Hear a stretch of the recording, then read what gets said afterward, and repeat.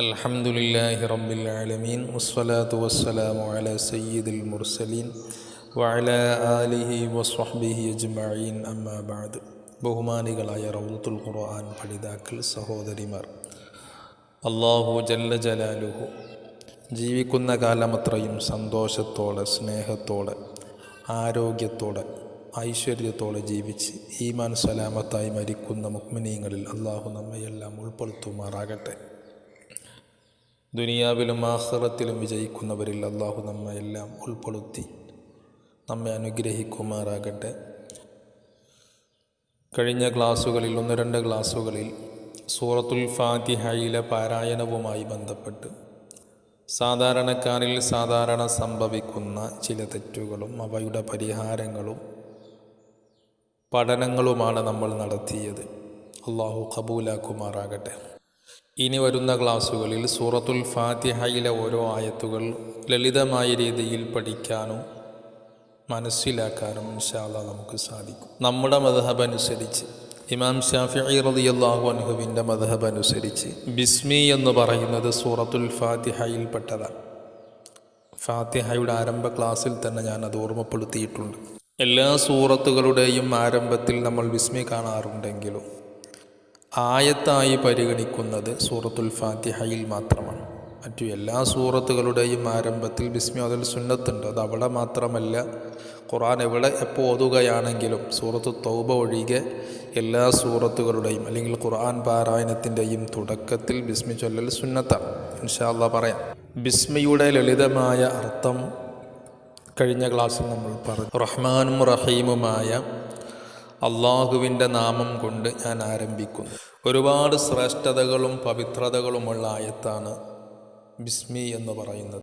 നബി സല്ലല്ലാഹു അലൈഹി വസല്ലമ തങ്ങളുടെ ഹദീത്തിൽ കാണാം, ബിസ്മില്ലാഹിർ റഹ്മാനിർ റഹീം എന്ന ആയത്ത് അവതരിച്ചപ്പോൾ ലോകത്ത് മുഴുവൻ, പ്രകൃതി മുഴുവൻ ശാന്തമാവുകയും എല്ലാ മൃഗങ്ങളും ജീവജാലങ്ങളും എല്ലാം കാത് കൂർപ്പിച്ച് വളരെ ശ്രദ്ധയോടുകൂടെ അതിനെ വീക്ഷിക്കുകയും ചെയ്തിരുന്നു എന്ന് നബി സല്ലല്ലാഹു അലൈഹി വസല്ലമ തങ്ങളുടെ ഹദീസിൽ കാണാം. പരിശുദ്ധമായ ഖുർആനിൻ്റെ ആശയങ്ങൾ അത്രയും, അല്ലെങ്കിൽ അതിലെ എല്ലാ വിഷയങ്ങളും സൂറത്തുൽ ഫാത്തിഹയിലുണ്ട് എന്നും സൂറത്തുൽ ഫാത്തിഹയുടെ മുഴുവൻ ആശയാർത്ഥങ്ങളും ബിസ്മിയിലുണ്ട് എന്ന് ഒരുപാട് പണ്ഡിതന്മാർ പറഞ്ഞതായി നമുക്ക് കാണാം. ചുരുക്കി പറഞ്ഞാൽ വളരെ വിശാലമായ ആശയതലങ്ങളുള്ള പ്രപഞ്ചമാണ് ബിസ്മി എന്ന് പറയുന്നത്. പക്ഷേ നമ്മുടെ അറിവിൻ്റെ പരിമിതി, നമുക്കത് മനസ്സിലാക്കാൻ ഒരുപാട് നിയന്ത്രണങ്ങളുണ്ട് എന്നർത്ഥം. അതുകൊണ്ടാണ് ബിസ്മില്ലാഹിർ റഹ്മാനിർ റഹീം എന്നുള്ള ആയത്ത് ഏതൊരു വിഷയത്തിൻ്റെ ആരംഭത്തിലും ബിസ്മി ചൊല്ലിയാൽ ആ വിഷയങ്ങളിൽ അള്ളാഹു പ്രത്യേകമായ ബറക്കത്തും പ്രത്യേകമായ നോട്ടവും ഉണ്ടാകുമെന്ന് നബി സല്ലല്ലാഹു അലൈഹി വസല്ലമ തങ്ങൾ നമ്മെ പഠിപ്പിച്ചത്. അവിടുത്തെ ഹദീസിൽ കാണാം, കുല്ലു അംരിൻ ലാ യുബ്ദഉ ഫീഹി ബിസ്മില്ലാഹിർ റഹ്മാനിർ റഹീം ഫഹുവ അജ്ദം. മറ്റൊരു ഹദീസിൽ ഫഹുവ അഖ്ത എന്നെല്ലാം കാണാം. എന്ന് പറഞ്ഞാൽ എല്ലാ കാര്യങ്ങളും, ബിസ്മി കൊണ്ട് ആരംഭിക്കാത്ത എല്ലാ കാര്യങ്ങളും അത് ബറക്കത്തിനെ തൊട്ട് അന്യമാണ് എന്ന് നബി സല്ലല്ലാഹു അലൈഹി വസല്ലമ നമ്മെ പഠിപ്പിച്ചതാണ്. അപ്പോൾ ഒരു മുസ്ലിമിനെ സംബന്ധിച്ചിടത്തോളം, അള്ളാഹുവിൽ വിശ്വസിക്കുന്ന, മുത്തനബി സല്ലല്ലാഹു അലൈഹി വസല്ലമ തങ്ങൾ അംഗീകരിക്കുന്ന, അനുസരിക്കുന്ന നമ്മെ സംബന്ധിച്ചിടത്തോളം നമ്മുടെ എല്ലാ വിഷയങ്ങളുടെയും ആരംഭം അത് ബിസ്മിയിലൂടെയായിരിക്കണം. അതുകൊണ്ടാണ് ഹബീബായ മുത്തുനബി സല്ലല്ലാഹു അലൈഹി വസല്ലമ തങ്ങൾക്ക് വിശുദ്ധമായ ഖുർആൻ ഹിറാ ഗുഹയിൽ വെച്ച് ജിബ്രീൽ അലൈഹിസ്സലാത്തു വസ്സലാം മുഖേന അവതരിച്ചപ്പോൾ ആദ്യമായി നബി സല്ലല്ലാഹു അലൈഹി വസല്ലമ തങ്ങൾക്ക് ഇറങ്ങിയ വചനങ്ങൾ നമുക്കൊക്കെ പരിചിതമാണ്. സൂറത്തുൽ അലഖിലെ ഇഖ്റ ബിസ്മി റബ്ബിക്കല്ലദീ ഖലഖ് ഖലഖൽ ഇൻസാന മിൻ അലഖ് ഇഖ്റ വറബ്ബുക്കൽ അക്രം അല്ലദീ അല്ലമ ബിൽ ഖലം അല്ലമൽ ഇൻസാന മാ ലം യഅലം. വളരെ വ്യക്തമായി അല്ലാഹു സുബ്ഹാനഹു വ തആല ഈ ആയത്തിലൂടെ, ഒന്നാമത്തെ ആയത്തിലൂടെ തന്നെ പഠിപ്പിച്ചു, ഇഖ്റ ബിസ്മി റബ്ബിക്കല്ലദീ ഖലഖ്. സൃഷ്ടിച്ച റബ്ബ്, ആ റബ്ബിൻ്റെ പേര് കൊണ്ട് നബിയെ നിങ്ങൾ വായിക്കാൻ ആരംഭിക്കുക എന്നാണ്. പാരായണം ആരംഭിക്കേണ്ടത് നിങ്ങളെയെല്ലാം സൃഷ്ടിച്ച് പരിപാലിക്കുന്ന റബ്ബിൻ്റെ പേര് കൊണ്ടാണ് എന്ന് ഒന്നാമത്തെ വചനത്തിലൂടെ തന്നെ അള്ളാഹു ലോകത്തെ മുഴുവൻ പഠിപ്പിക്കുകയാണ്. അതുകൊണ്ടാണ് ഏതൊരു കാര്യത്തിൻ്റെയും ആരംഭത്തിൽ ബിസ്മി ചൊല്ലൽ പ്രത്യേകം സുന്നത്താണ് എന്ന് പണ്ഡിതന്മാർ നമ്മെ പഠിപ്പിച്ചത്. അഥവാ ആരെങ്കിലും ആരംഭത്തിൽ ബിസ്മി ചൊല്ലാൻ മറന്നു കഴിഞ്ഞാൽ ബിസ്മില്ലാഹി അവ്വലുഹു വ ആഖിറുഹു, ഇതിൻ്റെ ആരംഭവും അവസാനവുമെല്ലാം അള്ളാഹുവിൻ്റെ നാമം കൊണ്ടാണ് എന്ന് ചൊല്ലലും പ്രത്യേകം സുന്നത്തുണ്ട്.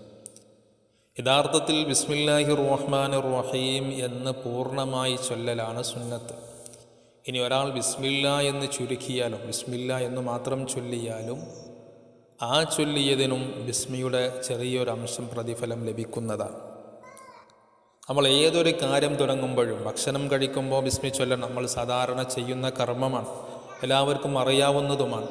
ആ ബിസ്മി ചൊല്ലുന്നതിൻ്റെ ഉദ്ദേശം എന്താണ്? അള്ളാഹുവിൻ്റെ നാമം കൊണ്ട്, റഹ്മാനും റഹീമുമായ അള്ളാഹുവിൻ്റെ നാമം കൊണ്ട് ഭക്ഷണം കഴിക്കൽ ഞാൻ ആരംഭിക്കുന്നു എന്നാണ് അവിടെ നമ്മൾ ഉദ്ദേശിക്കേണ്ടത്. ഇങ്ങനെ ഏതൊരു കാര്യം ചെയ്യുമ്പോഴും എന്നെ ഓർമ്മപ്പെടുത്തുന്നത്, നമുക്കറിയാം സാധാരണ നമ്മുടെ ജീവിതത്തിൽ നമ്മൾ ചെയ്യുന്ന സംഗതികളാണ്. ഭക്ഷണം നമ്മൾ കൊടുക്കുന്ന സമയത്ത് നമ്മൾ കഴിക്കുമ്പോൾ ബിസ്മി ചൊല്ലാറുണ്ട്. അതോടൊപ്പം ചെറിയ കുട്ടികൾക്ക് നമ്മൾ ഭക്ഷണം കൊടുക്കുന്ന സമയത്ത് നമ്മൾ ബിസ്മി ചൊല്ലി കൊടുക്കണം. അവർക്ക് ബിസ്മി ചൊല്ലാൻ അറിയില്ലല്ലോ, അല്ലെങ്കിൽ കഴിയില്ല. ആ സമയത്ത് നമ്മൾ അവർക്ക് ബിസ്മി ചൊല്ലി കൊടുക്കേണ്ടതുണ്ട്.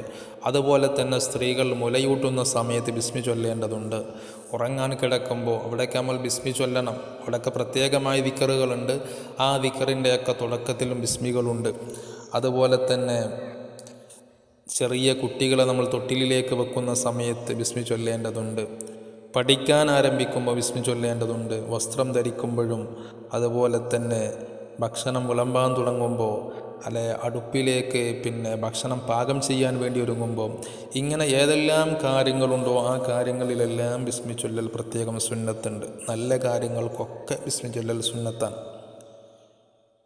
നബി സല്ലല്ലാഹു അലൈഹി വസല്ലമ തങ്ങളുടെ ഹദീസിൽ കാണാം, ലാ വുളൂഅ ലിമൻ ലം യുദ്കരി ഇസ്മുല്ലാഹി അലൈഹി, അള്ളാഹുവിൻ്റെ പേര് പറയാതെ ആരംഭിച്ച വുളൂ, അവൻ്റെ വുളൂ ശരിയല്ല എന്ന് ഒരു ഹദീസിൽ കാണാം. എന്ന് പറഞ്ഞാൽ സ്വഹീഹല്ല എന്നല്ല, പൂർണ്ണമായ പ്രതിഫലം ലഭിക്കില്ല എന്നർത്ഥം. ഇങ്ങനെ തുടങ്ങി അറവ് നടത്തുന്ന സമയത്തും അതുപോലെ തന്നെ നമ്മൾ മലമൂത്ര വിസർജനത്തിന് വേണ്ടി പ്രവേശിക്കുമ്പോഴും ഇസ്ലാം പഠിപ്പിച്ച നല്ലതാണ് എന്ന് പറഞ്ഞ അനുവദനീയമാക്കി എല്ലാ കാര്യങ്ങൾക്കും ബിസ്മി ചൊല്ലൽ സുന്നത്താണ്. നമ്മുടെ ജീവിതത്തിലൊക്കെ ഒരുപാട് സമയങ്ങളിൽ നമ്മൾ അശ്രദ്ധരായി അതൊക്കെ നഷ്ടപ്പെട്ടു പോവാറുണ്ട്. ബിസ്മി കൊണ്ട് ഒരുപാട് ഗുണങ്ങളുണ്ട്.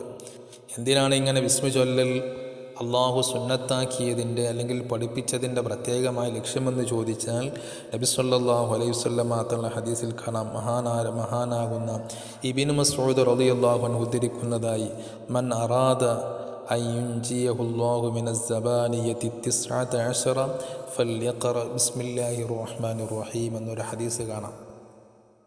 ബിസ്മി ചൊല്ലുന്ന സമയത്ത് നമ്മൾ ചെയ്യേണ്ടത്, നമ്മൾ കരുതേണ്ടത്, അള്ളാഹു ജല്ല ജലാലുഹു അതുപോലെ തന്നെ മുത്തുനബി സല്ലല്ലാഹു അലൈഹി വസല്ലമ തങ്ങൾ നമ്മെ പഠിപ്പിച്ചതുകൊണ്ട് ഞാനത് ചെയ്യുന്നു എന്നാണ്.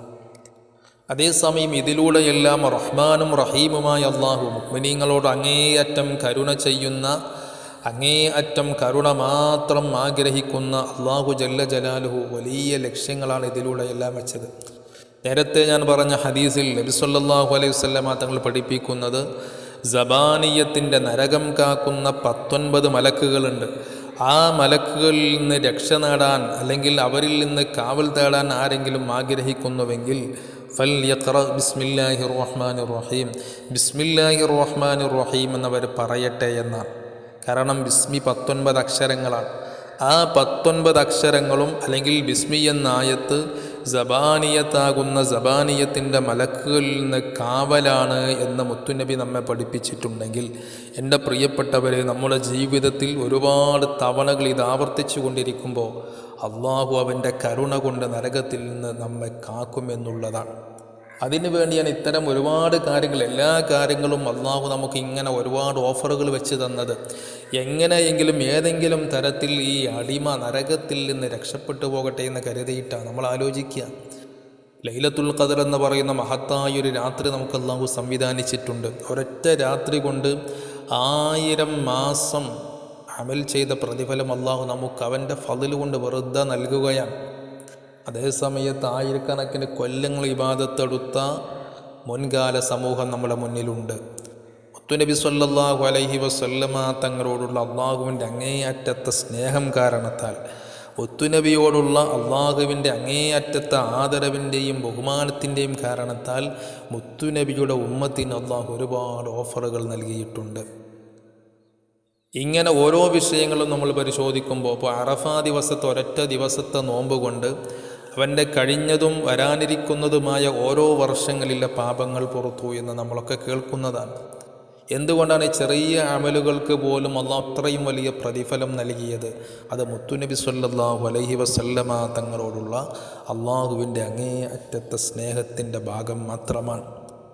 അള്ളാഹുവിനെ കണ്ട് ലൈലത്തുൽ മിഅ്റാജിൻ്റെ രാത്രിയിൽ ഹബീബായ മുത്തുനബി സ്വല്ലല്ലാഹു അലൈഹി വസല്ലമ തങ്ങൾ തിരിച്ചു വരാൻ ഒരുങ്ങുമ്പോൾ 50 വക്ത് നിസ്കാരങ്ങൾ അള്ളാഹു മുത്തുനബിയുടെ ഉമ്മത്തിൻ്റെ മേൽ നിർബന്ധമാക്കി അവിടുന്ന് സമ്മാനമായി നൽകിയിട്ടുണ്ട്.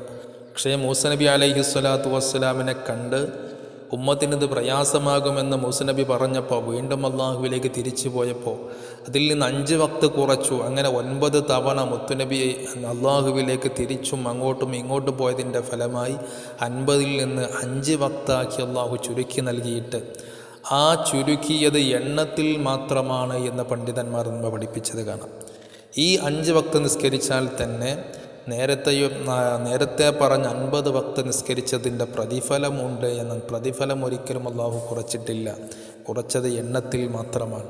എന്തുകൊണ്ടാണത്? അത് മുത്തുനബി സ്വല്ലല്ലാഹു അലൈഹി വസല്ലമ തങ്ങളോടുള്ള അള്ളാഹുവിൻ്റെ അങ്ങേയറ്റത്തെ പറഞ്ഞാൽ ഒടുങ്ങാത്ത സ്നേഹത്തിൻ്റെ അല്ലെങ്കിൽ കരുണയുടെ കൃപയുടെ ഒരു ഭാഗം മാത്രമാണ്.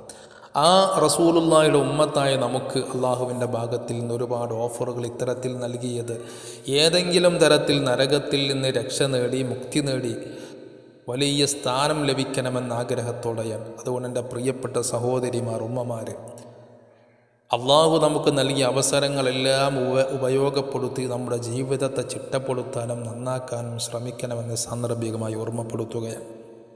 ഞാൻ പറഞ്ഞു വന്നത്, ബിസ്മി ചൊല്ലിയാൽ നരകം കാക്കുന്ന സവാനിയത്താകുന്ന മലക്കുകളിൽ നിന്ന് കാവലുണ്ട് എന്ന് നബി സ്വല്ലല്ലാഹു അലൈഹി വസല്ലം തങ്ങൾ നമ്മെ പഠിപ്പിച്ചതാണ്. അപ്പോൾ ജീവിതത്തിൻ്റെ എല്ലാ മേഖലകളിലും നമ്മൾ ബിസ്മി പല തവണകളായി അല്ലെങ്കിൽ എല്ലാ സന്ദർഭങ്ങളിലും നമ്മൾ അവസരങ്ങൾ കൊത്തുകൊണ്ട് ബിസ്മി ഒരുപാട് തവണ നമ്മുടെ ജീവിതത്തിൽ ആവർത്തിച്ചു കൊണ്ടുവരാൻ നമ്മൾ ശ്രമിക്കണമെന്ന് സാന്ദർഭികമായി ഓർമ്മപ്പെടുത്തുകയാണ്.